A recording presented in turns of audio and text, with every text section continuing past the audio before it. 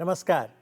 कुरुक्षेत्र एक पवित्र स्थान है जहां गीता का उपदेश दिया गया और उसी विचारधारा को आगे बढ़ाते हुए 50 के दशक में कुरुक्षेत्र विश्वविद्यालय की स्थापना हुई। आज कार्यक्रम में हमारे मेहमान हरियाणा राज्य की इसी प्रतिष्ठित यूनिवर्सिटी के वाइस चांसलर हैं और वो यहाँ के स्टूडेंट भी रहे हैं। स्वागत कीजिए प्रोफेसर सोमनाथ सचदेवा का। प्रोफेसर साहब नमस्कार। नमस्कार। और इससे पहले कि आपसे बातचीत का सिलसिला शुरू करें, आइए देखते हैं आपके जीवन की एक झलक।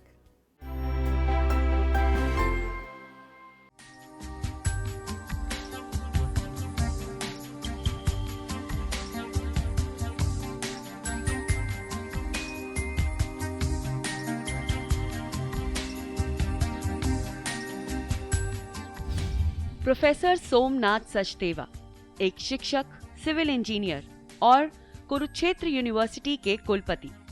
शिक्षण, अनुसंधान और परामर्श का 33 से अधिक वर्षों का समृद्ध अनुभव। आपने पंजाब इंजीनियरिंग कॉलेज चंडीगढ़ से अपने शिक्षण करियर की शुरुआत की। आप कुरुक्षेत्र विश्वविद्यालय के पूर्व छात्र तो हैं ही, साथ ही आपने रीजनल इंजीनियरिंग कॉलेज कुरुक्षेत्र से सिविल इंजीनियरिंग में स्नातक उपाधि प्राप्त कर आईआईटी रुड़की और एनआईटी कुरुक्षेत्र से डॉक्टरेट की उपाधि भी प्राप्त की है। अगर रिसर्च और डेवलपमेंट की बात करें तो आपने 70 से अधिक एमटेक और पीएचडी स्कॉलर्स का मार्गदर्शन किया है। आपने कैम्ब्रिज यूनिवर्सिटी यूके सहित विश्व की कई प्रतिष्ठित यूनिवर्सिटीज का दौरा किया। आपने लगभग 15 वर्षों तक एनसीसी अधिकारी के रूप में भी कार्य किया। आप युवाओं को मंच और विजन प्रदान करने के लिए धरोहर हरियाणा संग्रहालय, 1857 का संग्रहालय और युवा महोत्सव एवं राष्ट्रीय स्तरीय रत्नावली महोत्सव का भी नेतृत्व कर रहे हैं। साथ ही आप अंतर्राष्ट्रीय गीता महोत्सव के सलाहकार भी हैं। आप स्पोर्ट्स में और पेंटिंग में भी रुचि रखते हैं, जिसके चलते आपने कई प्रतियोगिताओं में पुरस्कार भी जीते हैं। कुल मिलाकर प्रोफेसर सचदेवा एक बहुत ही सीधे और सरल इंसान हैं, जिनका नजरिया बहुत ही पॉजिटिव है, जो कि उन्हें इस प्रतिष्ठित विश्वविद्यालय का नेतृत्व करने के लिए मजबूत आधार प्रदान करता है। आपको आपके जीवन के इस सफर की ढेरों बधाई और आने वाले जिंदगी के सफर की हार्दिक शुभकामनाएं। योगस्थ कुरु कर्माणि, यह आदर्श वाक्य है कुरुक्षेत्र यूनिवर्सिटी का। तो सबसे पहले प्रोफेसर साहब मैं यही जानना चाहूंगा, इस मोटो को हम सभी कैसे समझें? योगस्थ कुरु कर्माणि का मतलब अगर हम एक सिंपल तरह से समझने का प्रयत्न करें तो बिना विचलित हुए, स्टेडफास्ट रहते हुए, बिना घबराए हुए अपने कर्मों का करना। तो मेरा यही मानना है कि जीवन में जितनी भी चुनौतियां हों, अगर आप उनसे विचलित नहीं होते और बिना घबराए हुए उन चुनौतियों का सामना करें तो आप अवश्य ही सफल होते हैं और बहुत सारी कठिनाइयां आपकी दूर हो जाती हैं। जी, आप जब अपने ज़िंदगी के सफ़र को देखते हैं, आज आप जिस विश्वविद्यालय के कुलपति हैं, तो कैसे महसूस करते हैं कि यहीं आपने कुछ वर्षों पहले पढ़ाई की, स्टूडेंट थे आप? मैं अपने आप को बहुत ही भाग्यवान समझता हूँ कि मुझे उसी विश्वविद्यालय में कुलपति बनने का अवसर मिला जिसमें मैंने खुद पढ़ाई करी। उसी शहर से बिलोंग भी करता हूँ। तो ऐसा बहुत कम देखने को मिलेगा कि आप जिस शहर के रहने वाले हैं, तो मेरे लिए बहुत ही एक सौभाग्य का, मेरे लिए इस तरह का मिलना मैं समझता हूँ कि बहुत सौभाग्यशाली हूँ। और इसके लिए मैं अपने हरियाणा सरकार को, माननीय मुख्यमंत्री जी और माननीय हमारे जो चांसलर हैं यूनिवर्सिटी के, उनका तहे दिल से मैं शुक्रिया अदा करता हूँ। लेकिन आपकी पैदाइश तो हिमाचल की है। हाँ जी, मेरा जन्म जो है, जो आजकल सोलन जिसको बोलते हैं जी, तो सोलन में एक छोटा सा कस्बा है जाबली। अच्छा। तो वहाँ का मेरा जन्म है। मेरे पिताजी उस समय वहाँ रेलवेज़ में उनकी पोस्टिंग थी और जहाँ जहाँ ट्रांसफ़र हुई तो उसमें हम साथ में रहे, पंजाब में रहे कुछ समय। और मेरी स्कूलिंग मोस्टली पानीपत से है। अच्छा। हरियाणा से ही है। और ग्रेजुएशन मैंने कुरुक्षेत्र से, रीजनल इंजीनियरिंग कॉलेज कुरुक्षेत्र से किया। पोस्ट ग्रेजुएशन मेरा पंजाब इंजीनियरिंग कॉलेज चंडीगढ़ से है और पीएचडी मैंने कुरुक्षेत्र विश्वविद्यालय से की। और मेरे एक गाइड जो है वो जो प्रेजेंट आईआईटी रुड़की है, वहाँ से रहे हैं। तो बचपन की क्या यादें हैं? पिताजी जैसा आपने कहा रेलवे स्टेशन मास्टर थे, परिवार में पहले कोई इंजीनियर तो था नहीं, तो बचपन से ही क्या इंजीनियर बनने का सपना था? क्या आप बहुत अच्छे विद्यार्थी थे स्कूल में? पढ़ने लिखने में ठीक था, और मगर ऐसा कुछ नहीं था कि बचपन से मैंने इंजीनियर ही बनना है। लाइफ में जैसे जैसे इवेंट्स आते गए उनको हम एक्सेप्ट करते रहे, और परिवार मेरा बहुत बड़ा परिवार था। मैं 8 भाई बहन हमारे परिवार में थे। अच्छा। माता पिता ने बहुत सपोर्ट किया हमारे को ब्रिंगिंग अप के अंदर। जब हम 10वीं के अंदर आए, 11वीं में आए, तो उस समय एक लाइन निश्चित हुई कि आगे हमारे पास एक इंजीनियरिंग वाली लाइन है और इसमें आप जा सकते हैं। और पिताजी आपको पढ़ाने में मदद करते थे? अनोखा तरीका था उनका हाँ, पढ़ाने का? मेरे को बहुत अच्छी तरह से याद है कि जब हम छोटे थे तो मुझे लगता है कि शायद 5वीं 6वीं तक पिताजी हमारे को मैथ्स पढ़ाने का एक उनका बड़ा एक यूनिक वे हुआ करता था कि शुरू में मेरे ख्याल में 2वीं 3वीं में जब ये हम जोड़ करना या जमा करना सीखते हैं तो वो घर में जो सब्जियां होती थी, प्याज 4 इकट्ठे कर लिए, 4 आलू ले लिए और उनको मिक्स करके बताते थे कि 4 ये हो गए और 5 इसमें अगर आप मिला देते हैं तो कितने हो जाएंगे। तो एक काउंटिंग बाई एग्जाम्पल उन्होंने हमारे को सिखाया। इसी तरह से मेरे को याद है कि इंग्लिश में जो टेंस रहते हैं, अच्छा, पैसिव वाइज और एक्टिव वाइज हम पढ़ते हैं, टेंस का एक बहुत ही महत्वपूर्ण योगदान रहता है हाँ जी, आपकी सेंटेंस फ्रेमिंग के अंदर। हाँ जी। तो मेरे पिताजी ने मुझे एक टेबल बना के दी थी जिसमें सारे के सारे टेंस, अच्छा, उसका उन्होंने बना के दिया और उनको हमने पढ़ा, और मुझे लगता है कि आज तक मैं उसके प्रयोग को भूला नहीं हूँ। तो जब आरईसी में आपने दाखिला लिया कुरुक्षेत्र में, आपने चयन कैसे किया कि सिविल इंजीनियर बनना है? उस time civil engineering used to be among the top most branches. तो उस समय कंप्यूटर इंजीनियरिंग नहीं हुआ करते थे, इलेक्ट्रॉनिक्स इंजीनियरिंग नई नई इंट्रोड्यूस हुई थी। सिविल इंजीनियरिंग हमारी ओल्डेस्ट स्पेशलाइजेशन है इंजीनियरिंग के फील्ड में। तो एक बड़ा नेचुरल सा वो था कि हमने सिविल इंजीनियर बनना है। अपने आसपास भी हम जितने इंजीनियर्स देखते थे और जो बड़े वेल एस्टेब्लिश थे उनमें से मोस्टली सिविल इंजीनियर्स थे। तो एक बड़ा अच्छा लगता था। और सिविल इंजीनियर की एक खास बात और भी है कि हम जो कुछ पढ़ते हैं वो हमारे को दिखाई भी देता है। तो जैसे क्या, सड़क निर्माण, हाँ जी, सड़क निर्माण है, ब्रिजेस हैं, बिल्डिंग्स हैं, तो ये सारी चीज़ सिविल इंजीनियरिंग में कवर होती है। और बाद में मैंने अपना स्पेशलाइजेशन भी इसमें सड़क निर्माण के अंदर ही किया है। ट्रांसपोर्टेशन इंजीनियरिंग मेरा स्पेशलाइजेशन रहा है। ये थोड़ा और बताइए स्पेशलाइजेशन, क्योंकि आगे चल के जब आपने ट्रांसपोर्ट इंजीनियरिंग में विशेषज्ञता की, आपने इसमें एक एमटेक कोर्स भी शुरू करवाया। हाँ जी, हमारा जो मैंने टीचिंग की शुरुआत भी अपने उसी संस्थान से करी जहाँ मैं पढ़ा, रीजनल इंजीनियरिंग कॉलेज कुरुक्षेत्र से। तो 1987 में मैंने वहाँ पे एज असिस्टेंट प्रोफेसर, आजकल बोलते हैं, उस टाइम लेक्चरर बोलते थे, तो वहाँ से मैंने शुरुआत करी। और उस टाइम एक बीटेक प्रोग्राम हमारे पास सिविल इंजीनियरिंग में था और कुछ एक एमटेक प्रोग्राम से, मगर ट्रांसपोर्टेशन इंजीनियरिंग के अंदर एमटेक प्रोग्राम नहीं था। तो हमने 2005 के अंदर वहाँ पर ट्रांसपोर्टेशन इंजीनियरिंग की शुरुआत करी। और मुझे ध्यान है कि उस समय देश के केवल कुछ एक चंद संस्थानों के अंदर ही ट्रांसपोर्टेशन इंजीनियरिंग हुआ करती थी। सभी आईआईटीज़ के अंदर भी नहीं थी। और बहुत सारी चीज़ें उसके अंदर हमने विशेष रूप से इस तरह की शुरू करी कि हम पूरे देश के अंदर प्रथम थे वो करने वाले। पर कुरुक्षेत्र विश्वविद्यालय में आप पढ़ाई में बहुत अच्छे थे, टॉप रैंक लेते थे, लेकिन साथ ही साथ अन्य गतिविधियों में, को करिकुलर एक्टिविटीज़ में भी आप सक्रिय भूमिका निभाते थे। हाँ जी, बिल्कुल। मैं पढ़ने लिखने में अच्छा था स्कूल से ही, और स्कूल के समय से ही मेरे को जो हमारी एक्स्ट्रा करिकुलर एक्टिविटीज़ हैं इनके अंदर पार्टिसिपेट करने का बहुत शौक था, जिसमें से एक बैडमिंटन मेरा बहुत ही प्रिय खेल रहा है। अच्छा। एनसीसी का भी मैं कैडेट रहा हूँ स्कूल के अंदर भी। और कई साल नेशनल कैडेट कोर? कई साल मैंने 3 साल जूनियर डिवीज़न एनसीसी में रहा, और उसके बाद कॉलेज के अंदर भी 3 साल सीनियर डिवीज़न के अंदर में रहा। परमात्मा की इच्छा रही होगी कि जब मैंने टीचिंग प्रोफेसर को ज्वाइन किया तो उसके अंदर भी मेरे को एनसीसी ऑफिसर का इंचार्ज बनाया गया। अच्छा। और मैंने प्रॉपर उसमें कमीशन लिया, और जिस टाइम मैंने एनसीसी छोड़ी तो I was having commission rank of captain. Wow, जिस टाइम मैंने छोड़ा। हाँ जी, तो लगभग मैंने एज टीचर भी उसमें एज एसोसिएटेड एनसीसी ऑफिसर 14-15 साल मैंने उसमें अपनी सेवाएं दी। और यही कारण है कि कुरुक्षेत्र विश्वविद्यालय में उन दिनों आप बेस्ट शूटर भी थे। हाँ जी, एनसीसी में हमारी 10 हरियाणा बटालियन थी उस समय, और उस बटालियन का कुरुक्षेत्र विश्वविद्यालय में I was the best shooter. तो जब फिर आपने डिग्री हासिल कर ली और करियर बनाने की बात आई, आपके पास विकल्प तो कई थे, उनमें से एक दूरदर्शन भी था, तो हाँ जी, टीचिंग में कैसे गए फिर आप? मेरे पास उस समय कई विकल्प थे। मैंने सबसे पहले तो मेरा आर्मी के अंदर सिलेक्शन हुआ था, मैं आपको बताऊं। 1985 में I was the only one from my batch who was selected in army through service selection board interview, और 48 कैंडिडेट्स थे उसमें एसएसबी में, तो I was the only one who was picked up. अच्छा। मेरे पिताजी ने भी मेरे को अलाउ किया था, आप चले जाइए। उस टाइम एक मेरे पास अल्टरनेटिव था कि मैंने गेट क्वालिफाई किया था और एमटेक के अंदर मेरे को एक मौका मिल रहा था अध्ययन करने का।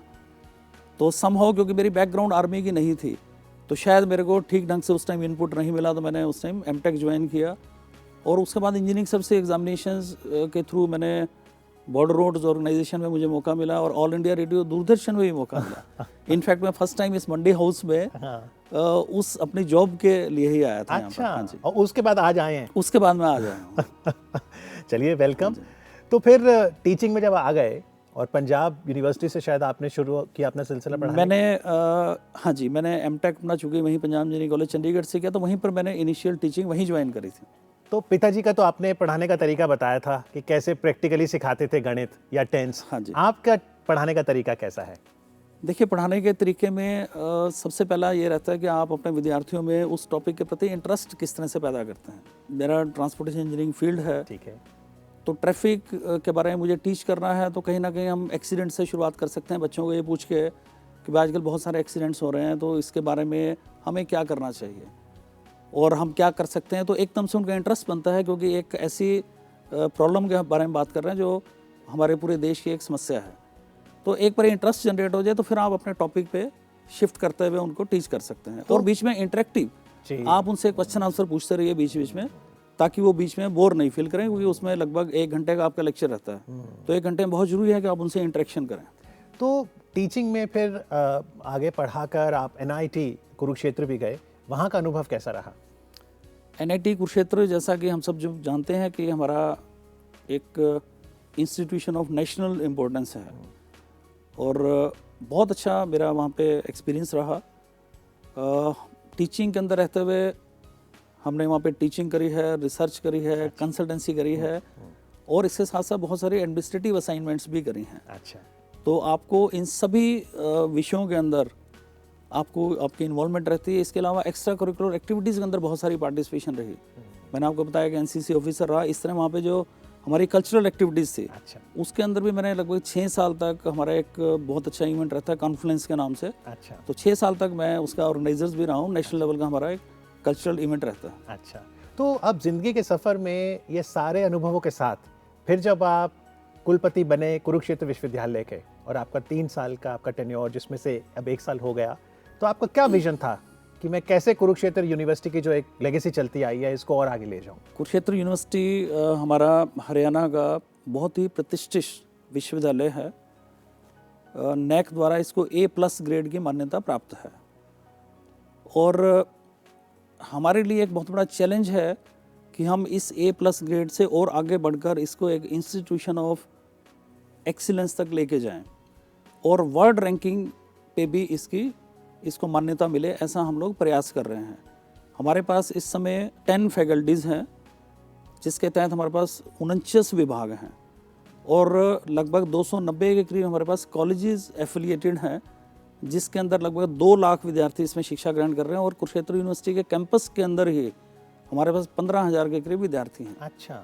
तो हम इसको और भी बेहतर ऊंचाइयों की तरफ लेके जाना चाहते हैं, जिसमें शिक्षण और शोध और हमारे जो सांस्कृतिक कार्यक्रम हैं, जो खेल, हमारी different kind of sports activities हैं, इन सभी में एक्सेल करते हुए और बेहतरी की तरफ जाना, ऐसा हमारा प्रयास है। तो जैसा आपने कहा, इतने हज़ारों विद्यार्थी ये देश के अलग अलग राज्यों से आते हैं, क्या विदेशी विद्यार्थी भी भारी संख्या में पढ़ने आते हैं? हाँ जी, बिल्कुल। हमारे पास देश के कोने कोने से विद्यार्थी आते हैं। हमारे एडमिशन प्रोसेस के अंदर ही उनके लिए कुछ एक सीट्स रिजर्व्ड हैं और इसी तरह लगभग हमारे पास 10 से 15 देशों के, इस समय भी 200 के करीब हमारे छात्र जो हैं वो जो दूसरे देश हैं उनसे विद्यार्थी आए हुए हैं।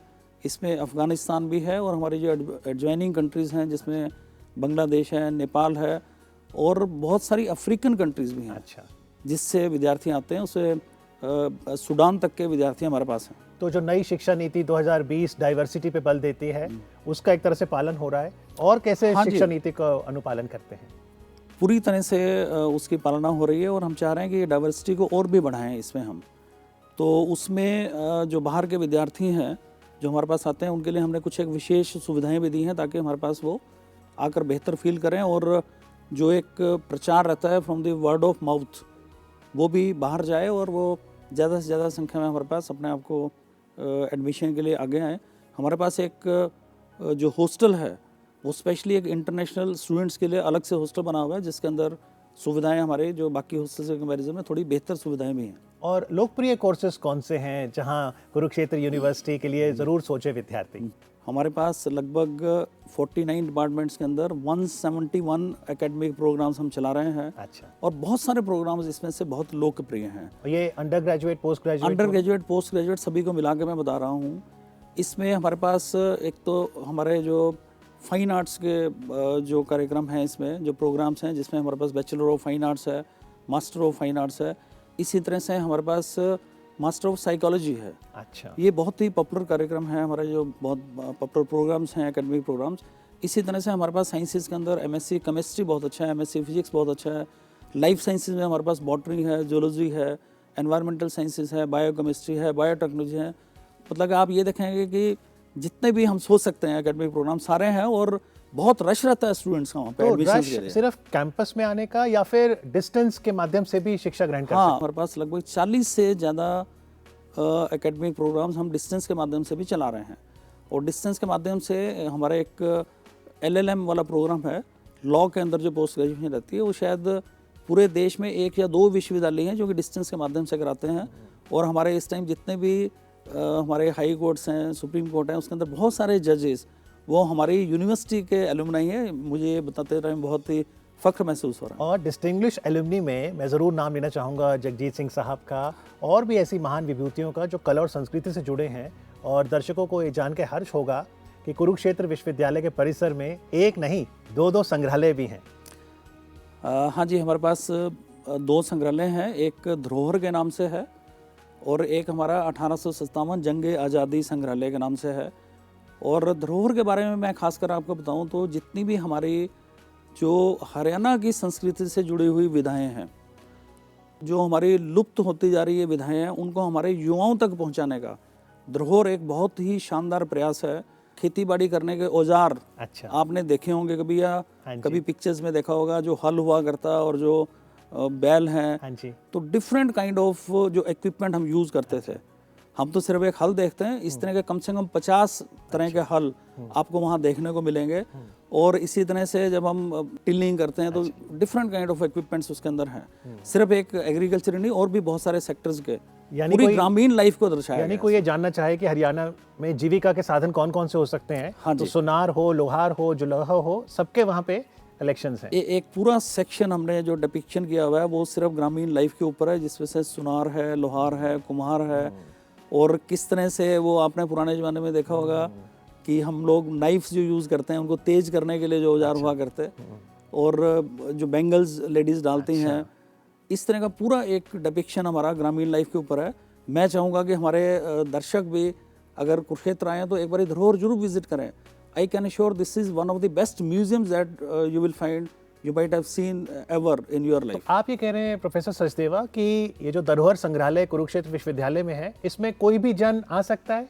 कोई भी दर्शक जो आना चाहे वो मोस्ट वेलकम है, और बहुत ही नॉमिनल इसकी टिकट है। कुरुक्षेत्र अपने आप में एक बहुत ही दर्शनीय स्थल है। ब्रह्म सरोवर है वहाँ पर, जी, बहुत ही सुंदर 2-3 टेम्पल्स हैं वहाँ पर। एक साइंस म्यूजियम है, एक कृष्णा म्यूजियम है, कल्पना चावला के नाम से एक प्लानिटेरियम है वहाँ पर, जो एक मनोरम स्थल आपको नहीं मिलेगा जहाँ पर इतनी सारी इकट्ठी चीज़ आपको देखने को मिलेंगी। तो डॉक्टर सचदेवा, किसी भी विद्यार्थी जीवन में वो अपने जीवन के महत्वपूर्ण वर्ष विश्वविद्यालय में बिताता है।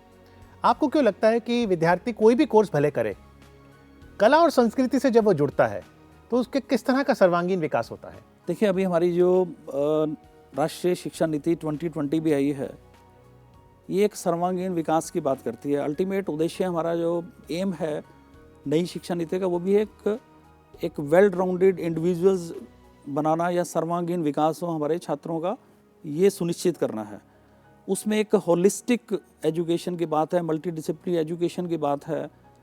तो जब हम मल्टीडिसिप्लिनरी एजुकेशन की बात करें तो जब हम कहते थे कि ये हमारे भगवान जो है वो 16 कला संपन्न थे, तो डिफरेंट कलाओं के अंदर जब आपकी कहीं ना कहीं कुछ एक्सपर्टीज़ आप डेवलप करते हैं, तभी आपका सर्वांगीण विकास हो सकता है। अगर मैंने इंजीनियरिंग करी है और मुझे ह्यूमैनिटीज़ के बारे में नहीं पता है, तो आप ये नहीं कह सकते कि आप एक अपने आप को एक अच्छी तरह से इंजीनियर बना पा रहे हैं। तो अगर हम चाहते हैं कि हमारे विद्यार्थी वो हमारी जो डिफरेंट फील्ड्स हैं, डिफरेंट क्षेत्र हैं, उसके अंदर वो अच्छी तरह से परफॉर्म करें अपनी आने वाली लाइफ में, तो एक सर्वांगीण विकास होना बहुत ही आवश्यक है। और जब हम आत्मनिर्भर भारत की बात करते हैं, अब जब देश आज़ादी का अमृत महोत्सव भी बना रहा है, तो हमने देखा है कि जॉब सीकर से जॉब क्रिएटर की बात होती है।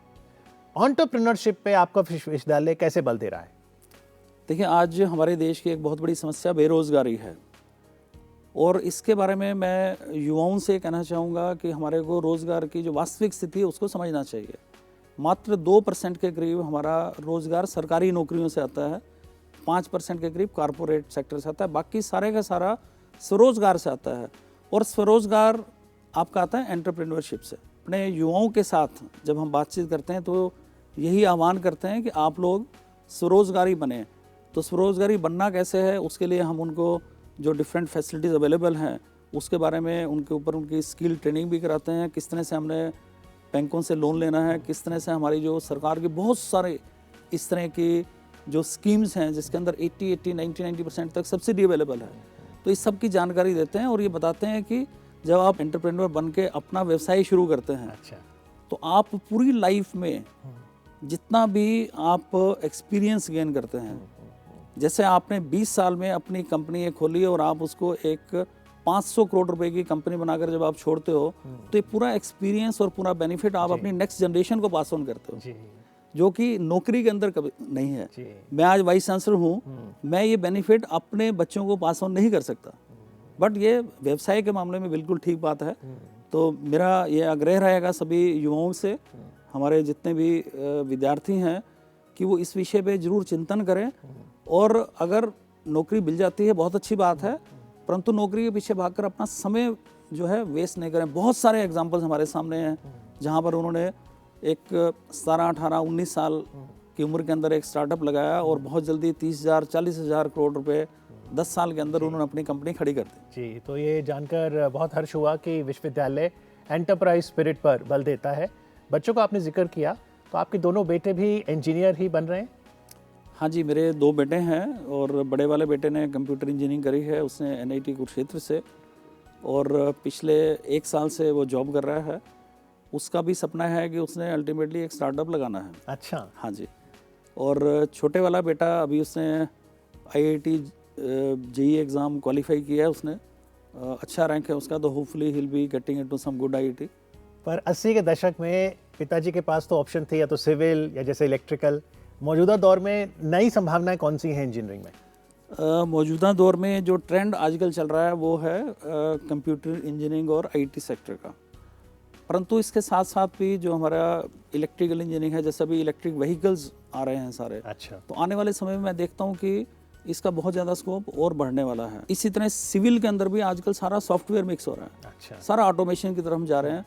तो कोई भी आप स्पेशलाइजेशन में जाएं, तो मेरा तो यही कहना है कि आप उसको एक योगस्थ गुरु करवाने वाली बात है कि आप एक स्थिर चित्त रखते हुए आप उसके अंदर अपना सर्वश्रेष्ठ लगाएं। जी, कर्मण्येवाधिकार रस्ते माँ फलेषु कदाचना। तो जब आप अपना एक बेस्ट प्रयास करते हैं तो फल आपको बहुत अच्छा मिलता है, उसकी चिंता नहीं करनी चाहिए। पर परिवार का सहयोग कैसे देखते हैं? आपकी मिसेस भी कुरुक्षेत्र विश्वविद्यालय से ही पढ़ी हैं। मेरी मिसेस भी लकीली कुरुक्षेत्र विश्वविद्यालय से उन्होंने अपना डॉक्टरेट किया है बॉटनी के अंदर, और वो गोल्ड मेडलिस्ट रही है अपने समय में। लगभग 10 वर्ष के करीब उन्होंने अध्यापन भी किया है कुरुक्षेत्र विश्वविद्यालय के विभिन्न विभागों के अंदर। बतौर कुलपति आगे आपकी क्या प्राथमिकताएं होंगी? और मैं चाहूँगा कि आप दर्शकों को रत्नावली महोत्सव के बारे में बताइए, क्योंकि 1985 से लगभग हर साल कुरुक्षेत्र विश्वविद्यालय मेज़बानी करता है रत्नावली महोत्सव की। रत्नावली कुरुक्षेत्र विश्वविद्यालय का एक बहुत ही प्रतिष्ठित हमारा फेस्टिवल है, और ये हमारा रत्नावली जो है, इसकी विशेष बात यह है कि हमारी जो हरियाणा की संस्कृति है और उस संस्कृति से जुड़ी जो विभिन्न विधाएं हैं जो कि लुप्त होने के कगार तक थी, उसको रिवाइव करने में इसने बहुत बड़ी भूमिका निभाई है। आजकल हम हरियाणा ऑर्केस्ट्रा की बात सुनते हैं, हाँ जी, और ब्याह शादी में आप जाएं तो हरियाणा ऑर्केस्ट्रा के बिना आपकी बात बनती नहीं है।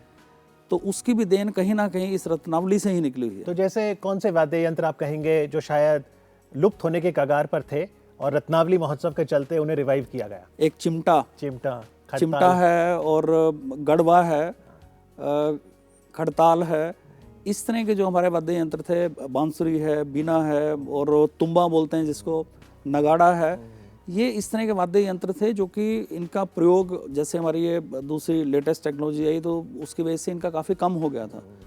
तो रत्नावली में हमारे कलाकारों ने इन्हीं वाद्य यंत्रों को यूज़ करके हरियाणा का ऑर्केस्ट्रा बनाया है और वो ऑर्केस्ट्रा इतना पॉपुलर हुआ कि आजकल उसी ऑर्केस्ट्रा को, पुराने वाद्य यंत्रों को और फ्यूज़न करके नए वाद्य यंत्रों के साथ मिलकर भी बहुत अच्छा प्रयोग किया जा रहा है। और इसी के साथ साथ जैसे लूर नृत्य है, रसिया नृत्य, इनको जब रिवाइव करते हैं तो फिर युवाओं में एक रुचि बनती है पढ़ाई के साथ साथ। आजकल युवाओं का भी ट्रेंड जो है वो हमारी अपनी सभ्यता, अपनी संस्कृति, अपने संस्कार, उनकी तरफ उनका रुझान पिछले कुछ सालों से बहुत तेज़ी से उनका रुझान बढ़ा है। हमारे युवा भी चाहते हैं कि हमारी जो अपनी जड़ें हैं उनको हम जानें और बड़ा वो गौरवान्वित भी अनुभव करते हैं जब उनको बताया जाता है। तो ये जितने भी इस तरह के कार्यक्रम हम करते हैं, अभी लूर नृत्य की बात करें तो हमारे माननीय राज्यपाल दत्तात्रेय जी ने अभी हमारी एक इस पे पुस्तिका थी, उसका भी उन्होंने विमोचन किया है कि इसको हम रिवाइव करने के प्रयत्न कर रहे हैं रत्नावली के थ्रू। तो चलते चलते अपने ज़िंदगी के सफ़र के अनुभव पर आप युवा विद्यार्थियों को क्या कहेंगे जो कई बार अपने करियर को लेकर चिंता हो जाते हैं, चिंता में आ जाते हैं और मेंटल हेल्थ का भी एक इशू सामने आता है? कुरुक्षेत्र विश्वविद्यालय कुरुक्षेत्र में है और जहाँ का हमारा बहुत बड़ा ग्रंथ है जिसको सब लोग मानते भी हैं, और उसी ग्रंथ में से जो बहुत पॉपुलर श्लोक है, मैंने अभी पहले भी जिक्र किया, कर्मण्येवाधिकारस्ते। आप जो भी करें अपना प्रयास ये समझ के करें कि कर्म करने पे मेरा अधिकार है, उसके फल में नहीं है। तो हमारे को जितने भी इस तरह की प्रॉब्लम है कि डिप्रेशन हो गया, सफलता नहीं मिली तो आप परेशान हो गए, आप इसकी अगर चिंता नहीं करेंगे तो आप देखेंगे आपकी सभी समस्याएं अपने आप से दूर हो जाती हैं। योगस्थ कुरु कर्माणि भी इसी चीज़ को ही कहता है कि आप बिना विचलित हुए अपने कर्म करें। तो आप देखेंगे कि आपकी ये समस्याएं सिर्फ आपके करियर के अंदर ही नहीं, आपके अपने परिवार के अंदर भी सारी समस्याओं का निदान हो जाता है, क्योंकि आप कर्म करने के बाद अपेक्षा नहीं रख रहे हैं। और अगर हम इन अपेक्षाओं को कंट्रोल कर लें तो आप ये देखेंगे कि समस्याओं को आप बिल्कुल उसकी जड़ को ही मिटा सकते हैं। जी बिल्कुल, गीता का भी यही उपदेश है कि कर्म पर बल दें, और आपका जीवन एक प्रेरणा है हम सभी विद्यार्थियों के लिए, सभी लोगों के लिए। आज कार्यक्रम में आके अपने ज़िंदगी के सफ़र को साझा करने के लिए प्रोफेसर सोमनाथ सचदेवा, आपका बहुत बहुत आभार। Thank you. बहुत बहुत धन्यवाद दूरदर्शन का भी मुझे ये अवसर प्रदान करने के लिए, और आप सब लोगों से बातचीत करने के लिए, मेरे युवाओं से बातचीत करने के लिए बहुत बहुत धन्यवाद, बहुत बहुत आभार। Thank you very much.